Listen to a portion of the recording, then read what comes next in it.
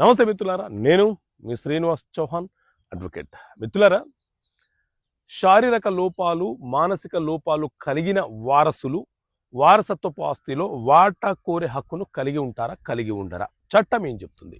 So మిత్రులారా, మన దేశంలో హిందూ వారసత్వపు చట్టం 1956 అమల్లో ఉన్నది.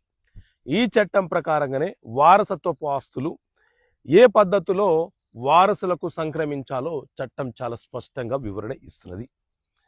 సో ఈ చట్టంలోని సెక్షన్ 28 ఏం చెప్తుంది అనంటే, ఏ తల్లిదండ్రులకైనా సరే మానసిక లోపాలు కలిగిన వాళ్ళు కానీ శారీరక లోపాలు కలిగిన కొడుకులు కుమార్తెలు జన్మించిన సందర్భాలలో వారు కూడా వారసత్వంగా వచ్చే ఆస్తిలో వారి వాటాని పొందే హక్కును కలిగి ఉంటారు.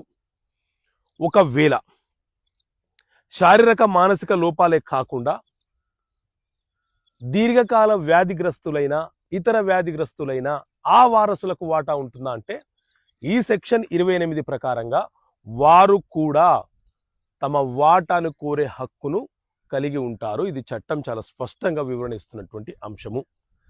కొన్ని ఫ్యామిలీలలో కొన్ని కుటుంబాలలో మానసిక వైకల్యం కలిగినటువంటి కొడుకులు లేదా కూతుర్లు ఉంటారు, లేకపోతే శారీరక వైకల్యం కలిగిన వాళ్ళు ఉంటారు. వీళ్ళని మిగతా వాళ్ళు డామినేట్ చేస్తూ వీళ్ళకు ఎలాంటి వాటా ఇవ్వకుండా వీళ్ళ మెయింటెనెన్స్ చూసుకోకుండా వాళ్ళని ఇబ్బందులకు గురి చేస్తుంటారు.